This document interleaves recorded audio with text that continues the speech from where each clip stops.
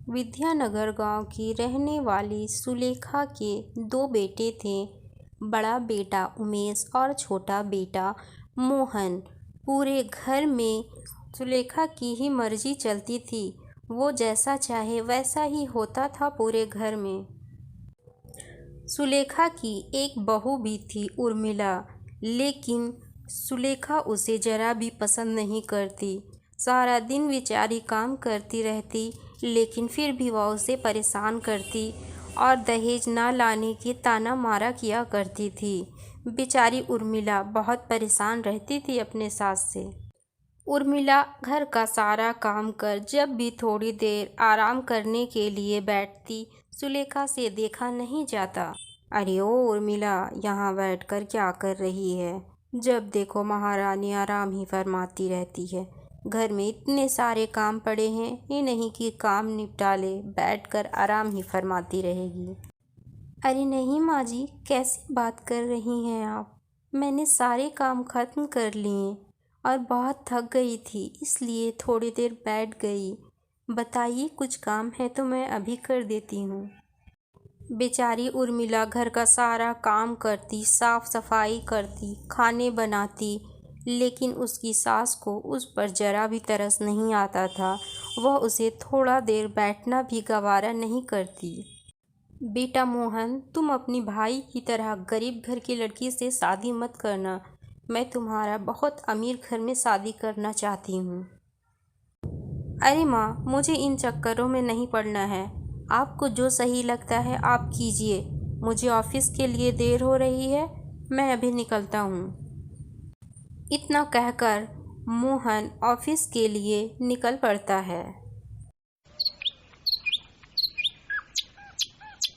कुछ ही दिनों के बाद सुलेखा एक बहुत बड़े व्यापारी रामलाल की बेटी से अपने छोटे बेटे मोहन का रिश्ता कर देती है और कुछ ही दिनों में शादी कर उसे अपने घर ले आती है। अरे वाह रश्मि बहू, कितनी प्यारी लग रही हो तुम। मोहल्ले वाले तुम्हें देखेंगे तो देखकर ही जल जाएंगे। आखिर जले बिना मेरी बहू इतनी खूबसूरत जो है, बिल्कुल परी की तरह लग रही है मेरी बच्ची। किसी की भी नज़र ना लगे मेरी बच्ची को।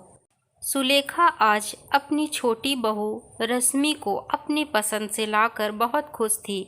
खुश भी क्यों ना रहे, दहेज में इतने सारे जेवरात, इतने सारे सोने के गहने, इतने सारे सामान जो साथ लेकर आई थी। अरे मम्मी, घर में एक नौकर भी नज़र नहीं आ रहा है। मुझे तो नौकरों में रहने की आदत है, लेकिन यहाँ तो एक भी नौकर नहीं दिख रहे हैं। मुझे 4 नौकर चाहिए, क्योंकि मैं कोई भी काम अपने से नहीं करती हूँ। मेरे सारे काम नौकर ही करते हैं। मुझे सुबह सुबह उठते ही सबसे पहले अपने बेड में चाय चाहिए होता है। अरे बेटा रश्मि, हमारे यहाँ नौकर नहीं हैं। हम अपना काम खुद ही कर लिया करते हैं। नौकरों की क्या ज़रूरत है बेटा? तुम्हारा काम भी हम ही कर देंगे, तुम परेशान मत हो। तुम्हें जो भी चाहिए तुम आवाज़ लगा देना, वो तुम्हारे पास आ जाएगा। हम हैं ना, हम तुम्हारा सारा काम कर दिया करेंगे। तुम्हें चिंता करने की ज़रूरत नहीं है। जाओ, अब तुम अपने कमरे में जाकर आराम कर लो, थक गई होगी तुम। अपनी सास की बात सुनकर रश्मि अब अपने कमरे में आराम करने के लिए चली जाती है। ओ महारानी, देख लिया अमीर घर की बेटियां कैसी होती है, कितने नखरे होते हैं। लेकिन तुम्हें ये सब कहाँ पता, तुम अपने साथ तो कुछ भी दहेज लेकर नहीं आई थी। देखी मेरी बहू रश्मि ने कितना दहेज लेकर आया है। और सुन लो, कल से उसे जो भी चाहिए उसके एक आवाज़ में वहाँ पहुँच जाना चाहिए, नहीं तो रश्मि गुस्सा हो जाएगी और मैं नहीं चाहती हूँ कि वो गुस्सा हो। वो जो भी काम कहे तुम तुरंत ही वो काम कर देना। हाँ मम्मी जी, मैं सब कुछ समझ गई। आपने जैसा कहा है मैं बिल्कुल वैसा ही करूँगी। रश्मि को कोई शिकायत का मौका नहीं दूँगी। आप परेशान मत होइए, मैं कल से ही उसका बहुत ख्याल रखूँगी। अगले दिन सुबह होते ही रश्मि अपने रूम से ही आवाज़ लगाती है चाय के लिए। फ़ौरन ही उसकी बड़ी भाभी उसके लिए चाय लेकर पहुँच जाती है। अब रश्मि अपनी भाभी को नौकरों की तरह सारे काम करवाती है। वह उसे अपने कमरे से निकलने ही नहीं देती है। कभी ये काम, कभी वो काम। दिन भर उसकी भाभी उसके पीछे ही लगी रहती है। इधर किचन का काम सारा पड़ा रहता है। अरे, सारा किचन ऐसे पड़ा है, अभी तक तो कुछ खाने के भी लिए नहीं बना है। लगता है उर्मिला रश्मि के कमरे में ही उसका काम कर रही है। अब मुझे ही खाना बनाना पड़ेगा। मैं ही काम ख़त्म कर लेती हूँ किचन का। अब रोज़ इसी तरह चलने लगा। रश्मि रोज़ सवेरे ही अपने भाभी को कमरे में बुलाकर अपना काम सारा दिन करवाती रहती और इधर सुलेखा किचन का काम कर कर के थक जाती बेचारी। सुलेखा रोज़ रोज़ घर का काम कर बहुत थक जाती थी। एक दिन सुलेखा सोफे पर बैठी थी, तभी उसकी बहू रश्मि वहाँ आती है और कहती है, मम्मी जी, मैं किटी पार्टी में जा रही हूँ अपनी सहेलियों के साथ। मुझे आने में थोड़ा लेट हो जाएगा, इसलिए आप चिंता मत कीजिएगा, मैं शाम होते ही आ जाऊँगी।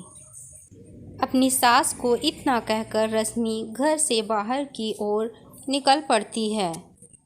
अब रोज़ इसी तरह चलने लगा। रश्मि रोज़ सुबह घर से निकलती, अपने दोस्तों के साथ किटी पार्टी किया करती और रात को घर वापस होती। इन सब से अब सुलेखा बहुत परेशान हो चुकी थी। बेटा, तुम्हारी बीवी की हरकतें अब हद से ज़्यादा बढ़ने लगी है। रोज़ किटी पार्टी करने चली जाती है, इतना पैसा खर्च करती है। तुम ही अब समझाओ उसे, ये सब अच्छी बात नहीं है, तुम्हें ही कुछ करना होगा। माँ, मैं उसे कुछ नहीं समझा सकता, आप ही ने तो उसे सर में चढ़ा कर रखा है। ऊपर से भाभी को भी उसका नौकर बना दिया है।